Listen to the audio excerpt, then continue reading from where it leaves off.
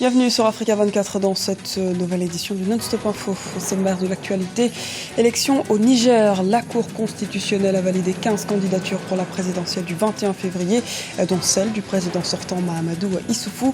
Nous reviendrons sur son meeting à Filingué ce mardi. Scrutin présidentiel également au Bénin, cette fois le 28 février.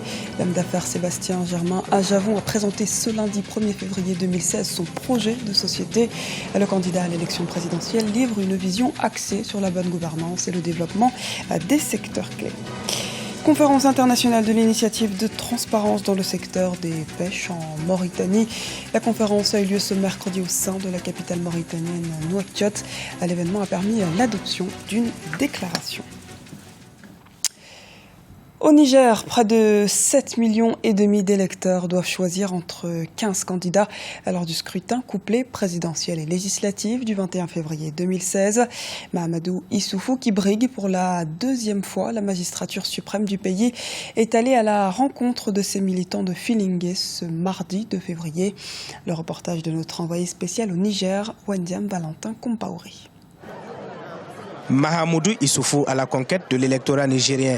Ce mardi 2 février 2016, le président sortant Mahamadou Issoufou, qui brigue un second mandat, est allé à Filingué dans la région de Tillabéri, ville où est détenu le candidat Ama Amadou, son ancien allié, pour un meeting de campagne. Dans cette localité, il promet de lutter efficacement contre l'insécurité alimentaire dans le pays. Dans mon programme, je promets de baisser les prix des denrées alimentaires et si possible de donner gratuitement aux populations pour la lutte contre l'insécurité alimentaire. Aussi, au Niger, il y a de grandes villes qui n'ont pas d'électricité. Dans mon programme, l'électrification de ces villes y figure. Candidat à sa propre succession, Mahamadou Issoufou a réaffirmé son attachement à plus de sécurité pour les Nigériens. Promettant d'être élu dès le premier tour le 21 février 2016, il met en avant son bilan qu'il estime positif pour les Nigériens. Dans mon ancien programme, ce sont plus de 5 800 milliards de francs CFA qui ont été investis pour la lutte contre la pauvreté, l'insécurité et l'éducation. Je reviens avec un autre programme que je vous soumets. Si je suis élu, c'est plus de 8 000 milliards 200 millions de francs CFA que j'investirai pour le bien-être des Nigériens. Candidat du Parti nigérien pour la démocratie et le socialisme, le PNDS-Taria, Mahamadou Issoufou est soutenu par une quarantaine de partis politiques. Ce sont 15 candidats qui vont à la conquête des quelques 7,5 millions d'électeurs nigériens. Le président du Nigeria, Muhammadu Buhari, s'est exprimé mercredi devant le Parlement européen, réuni en session plénière à Strasbourg. Il a appelé l'Union européenne à accroître son aide en matière de lutte contre le terrorisme. En la matière, je cite, « Nous faisons tout ce qui est possible de faire », a assuré le président nigérian devant les eurodéputés. Pour rappel, depuis 2009, selon les chiffres de la Commission européenne, le groupe Boko Haram a fait plus de 20 000 morts au Nigeria et quelques 2,1 millions de personnes ont été forcés de quitter leur domicile dans le nord-est du pays. Scrutin en préparation au Bénin. La Cour constitutionnelle béninoise a donné l'aval à 36 candidats pour concourir à l'élection présidentielle qui se tiendra le 28 février. Sébastien Germain Adjavon est l'un de ces prétendants. Décryptage de son projet de société dans ce reportage de Lefty Ounou, correspondant au Bénin. Les ambitions du sémien homme d'affaires Sébastien Germain Adjavon pour le Bénin se précisent. Candidat favori à l'élection présidentielle du 28 février 2016, le président du patronat béninois a dévoilé son projet de société aux citoyens béninois. À travers ses propositions d'actions et de mesures, Sébastien Germain Adjavon entend impulser une nouvelle gouvernance à la tête du pays et redonner un nouveau souffle à plusieurs secteurs vitaux et porteurs d'avenir, notamment l'énergie, les sports et loisirs ou encore le numérique. Je voudrais dire que le tourisme au Sénégal apporte leur deuxième devise, énormément d'argent, énormément de devises. Et nous devons implémenter tout cela méthodiquement. On ne demande pas de construire tout de suite les 40 km de la route des pêches, mais on doit aller méthodiquement. Commençons déjà par faire 5 km. c'est de ça qu'il s'agit. Il faut savoir le faire. Le projet de société est décliné en 10 grandes priorités.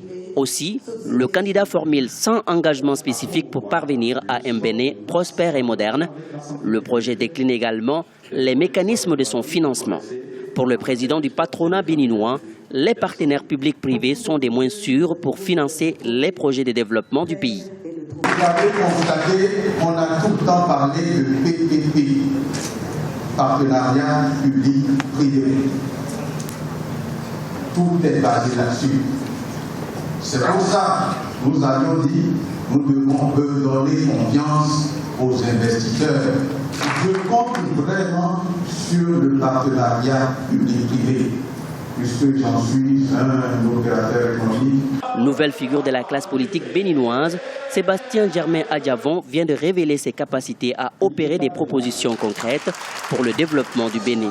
Homme d'affaires chevronné au parcours fulgurant, Sébastien Germain Adjavon entend mettre son expérience au service de l'intérêt général.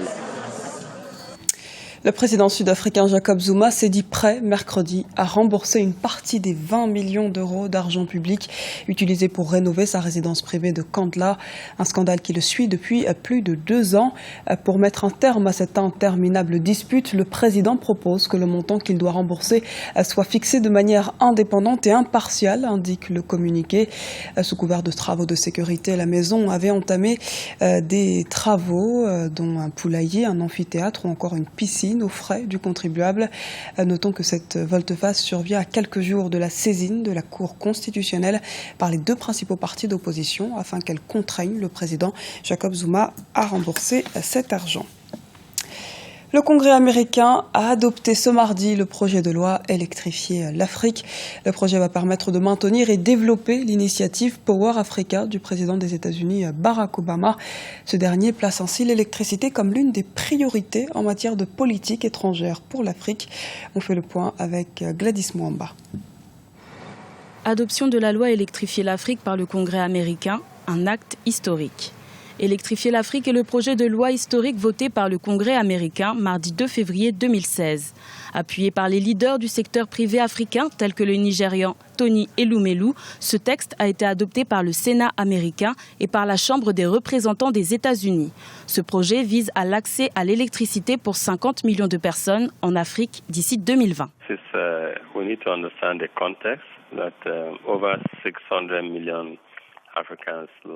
Tout d'abord, nous devons comprendre le contexte. Plus de 600 millions d'Africains n'ont pas accès à l'électricité. Le coût de l'électricité est plus élevé en Afrique, voire 10 fois plus qu'aux États-Unis. C'est pour cette raison que nous devons améliorer les opportunités de business. Si l'Afrique veut devenir un leader commercial dans les prochaines années, on ne peut pas le faire sans partenaires. Donc ce sont les raisons pour lesquelles je pense que nous devons tous user de notre influence afin de nous assurer que cette bonne initiative du gouvernement Obama se réalise. Le projet de loi Électrifier l'Afrique est un acte historique dans les relations économiques entre les États-Unis et l'Afrique. À travers ce texte, le président des États-Unis, Barack Obama, est autorisé à élaborer une stratégie sur plusieurs années afin d'aider les pays d'Afrique subsaharienne dans leur stratégie nationale d'électricité, y compris dans les sources d'énergie renouvelables.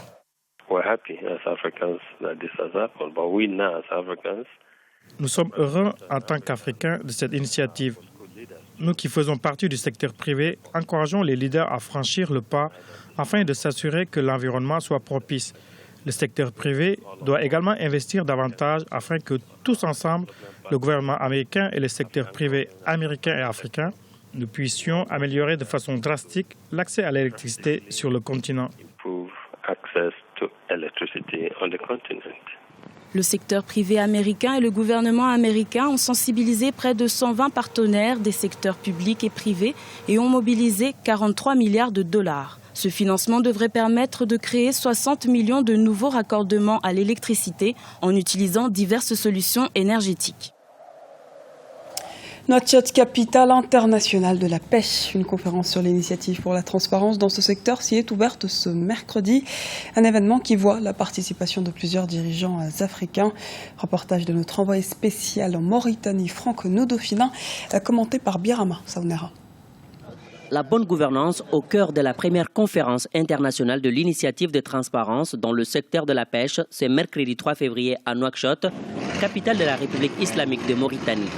Promouvoir une pêche responsable et favoriser la transparence dans l'attribution des contrats de pêche, ce sont entre autres les raisons qui motivent l'organisation de cette conférence qui a réuni des acteurs du secteur halieutique venus de la Mauritanie, du Sénégal, mais aussi les investisseurs étrangers. À travers son allocution, le président mauritanien Mohamed Ould Abdelaziz a noté l'importance pour les États côtiers de réévaluer le potentiel du secteur de la pêche. Aujourd'hui, notre satisfaction est grande de voir se tenir ici à Nouakchott la première conférence internationale de l'initiative de transparence dans le secteur de la pêche qui marque un tournant et vient incontestablement à point nommé. À ce jour, la contribution de ce secteur ne traduit pas encore l'importance considérable de son potentiel en termes de création d'emplois, de recettes budgétaires pour les États et d'apport à la sécurité alimentaire des populations. La pêche constitue une source importante d'emplois, de protéines et de commerce dans les pays côtiers d'Afrique.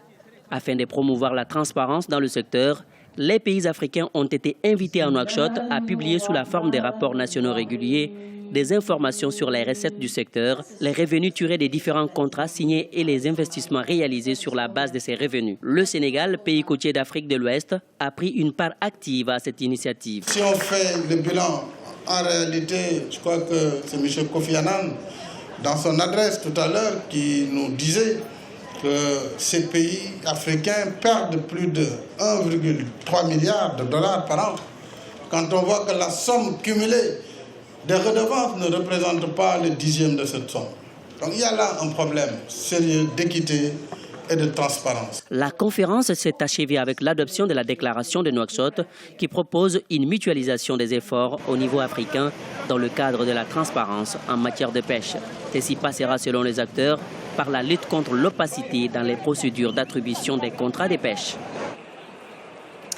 CHAN 2016, le premier finaliste est enfin connu. La République démocratique du Congo et la Guinée ont eu besoin des tirs au but pour se départager. Mais la RDC a bel et bien battu mercredi 3 février la Guinée en demi-finale du championnat d'Afrique des Nations. Après les 90 minutes soldées par un but partout, les Léopards se sont imposés 5-4 au tir au but. Comme en 2009, l'équipe de République démocratique du Congo disputera la finale le 7 février 2016, date à laquelle ils défieront la Côte d'Ivoire ou le Mali qui, eux, jouent ce jeudi à Kigali, au Rwanda. Et avant de clore cette édition, je vous rappelle que notre antenne continue de vous faire vivre en exclusivité et en direct le procès de Laurent Gbagbo et de Charles Blé Goudé. L'émission spéciale se poursuit ce jeudi et c'est sur Africa 24. En attendant, cette édition est elle terminée. Restez sur notre antenne, la suite des programmes c'est dans un instant.